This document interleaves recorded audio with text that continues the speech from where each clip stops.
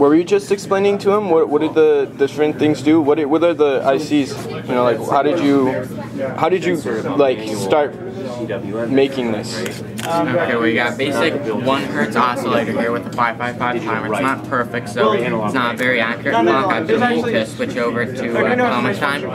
And then you've got counters here, binary counters, and a signal comes in and it raises the binary count. And when this one gets to 9, and then one more signal, it sends a signal here and resets. So this one, it gets to 6, so that's 60 or gets to 59 here. And when that resets, sends another signal here. So this one goes up to 60, 60, and then 24. And basically it just keeps counting. The binary is displayed with the LEDs, and you got a 7-segment decoder here. And it's a club. And you did this when you were 8? Yeah. Like, what gave you the idea to do this? Like, how did you, how did you decide to do this? I don't know. I had a bunch of parts that I took out of broken things and wow. So some of these are salvaged parts, right? Most of them are, yeah. Really? Like from like remote controls, or like what kind of things are household appliances, pretty simple stuff. Okay.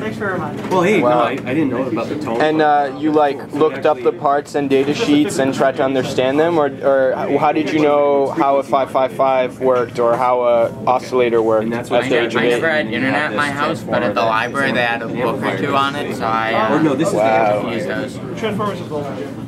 So there was a book that had all the ICs and their functions and their schematics and not the pinouts? A bunch of them, all the ones relevant here. Okay. So what does it do? It counts, I can see that. Yeah, it's a clock. Like a digital clock, basically. And it's supposed to count to 24, but somehow it's at 6 here. So I've got a little problem I need to fix. Yeah. So it's is that 555 timer in the corner? Yep. Yeah. But if you do a straight from your so it's basically as accurate as your so I just need the counter. And then if I increase the voltage, yeah. Do you know how rubidium oscillators work? Like keeping atomic time? Right. I got some pieces. I got a bunch of smoke detectors, industrial ones on eBay, and I got a rubidium 87 sample, and I'm trying to make a oscillator, make it much more accurate. A lot more accurate. Yeah. Yeah, very nice. I think I calculated out to 5.5 million years before the isotope degrades too much to be useful. So it would be accurate to within a second over... Yeah, over like 5.5 million years. That's pretty good. He built this when he was 8. In this case, PHL is very specific, not... Out of and he didn't have internet to look up data sheets, so he went to the library and found, and those parts are all salvaged. They're from the LEDs and resistors, and I think the 7 segments are all new stuff, but most of the ICs I took out of things. So these ICs are drivers or counters?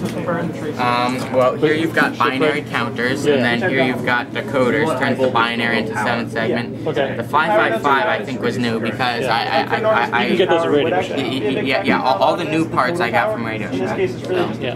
But they didn't have like binary counters or 7 segment decoders. So. And what's this? Before linear with the it levitates. Okay, then the force is linear with the displacement. That's the thought. Okay, that's really good. Yes, we did. So tell me how it works. It's that feedback loop. Right. So if it would just had the electromagnet on the whole time, it would just suck it in. Yeah. Or actually, the electromagnet is pushing it down. Oh, that one's not bad. That one. And then there's a permanent magnet. Yeah, the permanent magnet is attracted to the bolt in the middle of the electric magnet, and when it gets close enough, the electromagnet pushes it back down. Hey, I see you got the fans. And that keeps an Try equilibrium. this thing? All right. So, did you have a way of, feedback loops are notorious for needing tuning, right? You need to have a certain response time, and if it's not stable, it'll just...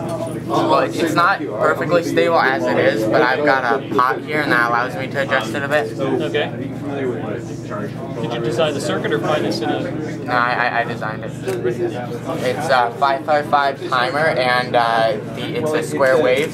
So I believe it's the when it's low, that is a set time by resistor and capacitor values. But then the time that it's high is changed by the Hall effect sensor, and then it's amplified with an amplifier. Alright, so the Hall effect sensor is detecting how close the magnet is. And if it gets too close, it pushes harder. Yep.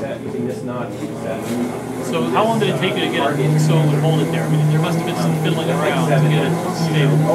Like a half hour. Pretty quick. So the Arduino is recording a set at 7, but you're only making 2.